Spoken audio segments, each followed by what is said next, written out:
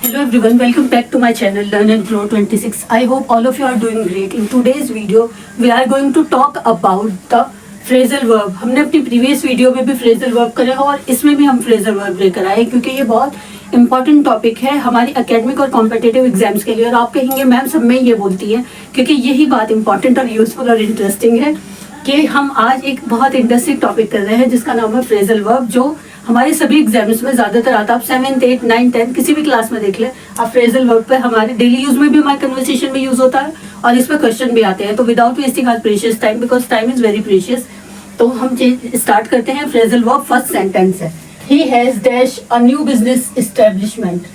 अगर कोई अपना नया बिजनेस स्टार्ट करता है तो हम क्या कहते हैं, सेटअप। उसने अपना नया बिजनेस सेटअप करा है। तो यहाँ पर हम करेक्ट ऑप्शन देखते हैं, क्या होगी इसकी, सेट आउट होगी, सेट डाउन होगी, या सेट अप होगी, या सेट इन होगी। तो इसका करेक्ट आंसर है, ये बहुत कॉमन सा है, setup. Setup is the correct option in this blank. He has dash a new business establishment, क्या है, setup.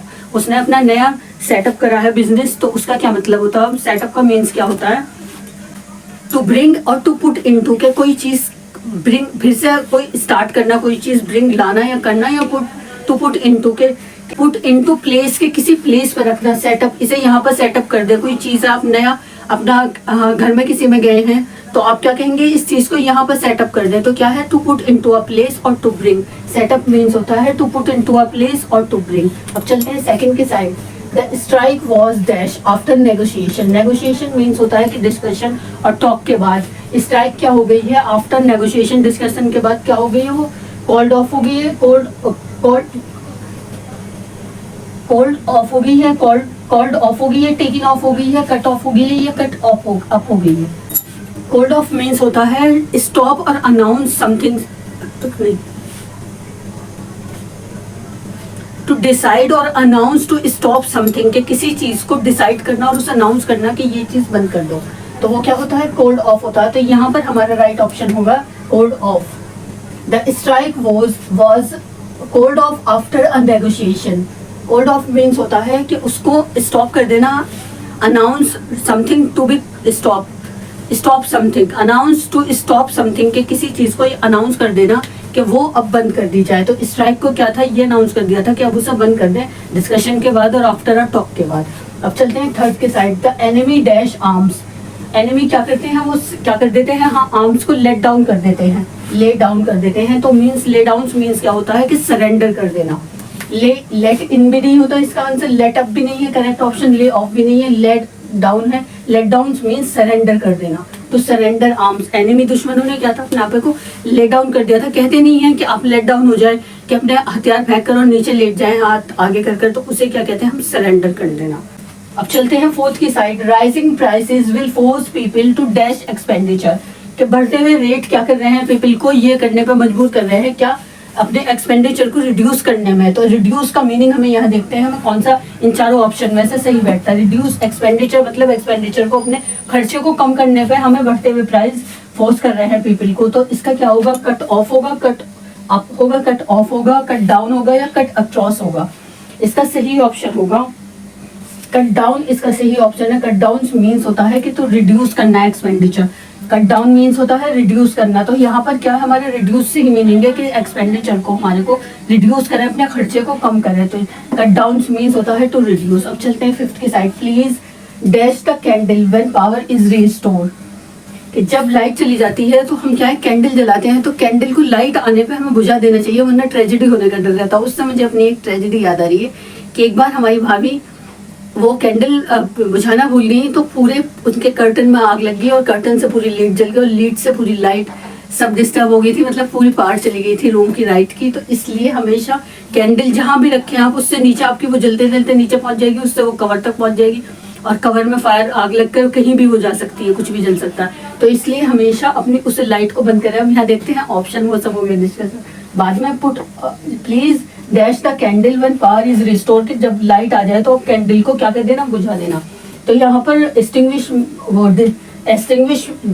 Extinguish something that is burning, मतलब बुझाने को हम इंग्लिश में क्या कहेंगे, इसमें हम फ्रेजल वर्ब में क्या यूज करेंगे, कट ऑफ यूज करेंगे, कट ऑफ अप यूज करेंगे, कट डाउन करेंगे, कट फोर्थ करेंगे।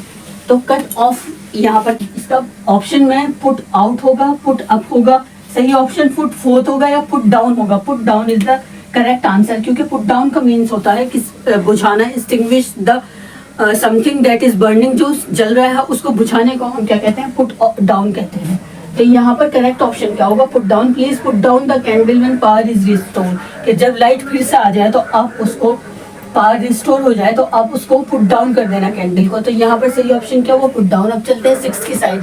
Today's meeting has been dash, आज की मीटिंग क्या हुई? हैज बीन डैश क्या हुई? कैंसिल हो गई या फिर वो पोस्टपोन्ड होगी। तो उसके लिए यहाँ पर क्या यूज करेंगे? पुट अप करेंगे, कॉल्ड अप करेंगे, कॉल्ड आउट करेंगे, कॉल्ड इन या called off. Called off it means होता है कि कैंसिल हो जाना या पोस्टपोन्ड। कॉल ऑफ मीन्स होता है कि पोस्टपोन्ड हो जाना या फिर कैंसिल होना जाना। तो मीटिंग आज क्या होगी? आज कैंसिल हो गई है, मीन्स कॉल्ड ऑफ हो गई है। द 7th की साइड चलते हैं। The students are required to dash their assignment by Monday, कि स्टूडेंट को क्या है? अपना सबमिट करना है असाइनमेंट मंडे तक। कब तक? क्या टाइम डेट मिली है? मंडे तक।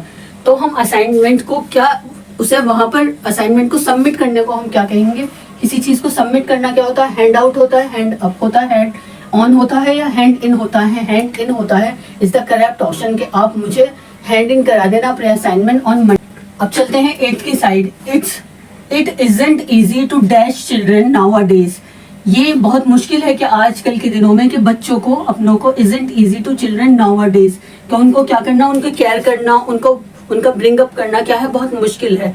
तो इसका सही ऑप्शन क्या होगा? आप देखते हैं, स्पीक अप होगा, ये डील अप होगा, या केयर अप होगा, या ब्रिंग अप होगा? बताइए क्या होगा? इससे कोई सही नहीं बता पाएगा। No one is answer the correct, giving the answer correct. इसका होगा bring up. Nowadays it isn't easy to children nowadays bring up, bring up होगा इसका सही आंसर, कि आजकल के दिनों में अपने बच्चों को ब्रिंग अप मीन्स क्या होता है?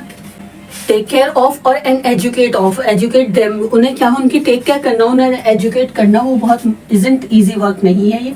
It isn't easy to children nowadays to bring up, मतलब उनकी टेक केयर करना और उनको एजुकेट करना ये कोई आसान काम नहीं है। स्क्रीनशॉट लीजिए, डाउनलोड कीजिए और बार बार देखिए, क्योंकि बार बार करने से, हमारा प्रैक्टिस करने से जो ना, हमारी हमेशा वो चीज़ हमारी ज़्यादा याद रहती है और अच्छी होती है और फ्लुएंट होती है। हमेशा practice alone can give you perfection.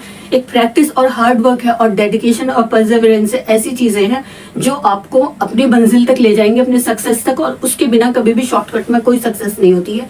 If you want to become a successful person in anything, if you want to speak in English, you want fluency in your English, और यू वांट एकेडमिक और competitive exams clear करना चाहते हैं, सभी exams में आपको क्या है, ये 4-5 चीज़ के बिना शॉर्टकट कोई नहीं है। हमेशा प्रैक्टिस से और डेडिकेशन से और हार्ड वर्क से ही आप सक्सेसफुल हो सकते हैं, और उसका ही फल ज़्यादा मीठा होता है। आपने हमेशा देखा होगा, जो मेहनत करते हैं उसमें ज़्यादा खुशी होती है किसी चीज़ को, अगर हम उससे सक्सेसफुल हो जाते हैं, कामयाब उसे करने में, जो हमें आसानी से मिल जाती है उससे ज़्यादा, उसमें हमें उसकी कीमत नहीं पता होती है। जो चीज़ में हम मेहनत करते हैं उसकी हमें कीमत पता चलती है कि हाँ, इसमें कितना टाइम, कितनी हमारी एनर्जी और कितना हमारा स्ट्रेंथ लगी है। तो इसलिए हमेशा सब चीज़ की, जो भी आप मेरी वीडियो देखें, हमेशा 2-3 बार देखें, डाउनलोड करें, स्क्रीनशॉट लें और उसकी प्रैक्टिस करें, क्योंकि वो बहुत इंपॉर्टेंट और यूजफुल है आपके लिए। और प्रेस द बेल आइकन, जिससे कि आगे, अभी हमारी पूरी सीरीज चलेगी, अभी मैं और कराऊंगी फ्रेजल वर्ब, आपको आगे वाली वीडियो की नोटिफिकेशन मिलती रहे और आपका कोई भी फ्रेजल वर्ब छूटे नहीं। इसलिए thank you for watching my videos, और लाइक, शेयर और कमेंट कीजिए। आपको कुछ भी समझ में नहीं आए या आपको लिखे हुए में कोई प्रॉब्लम है तो आप कमेंट करके बताएं। Thank you for watching my videos.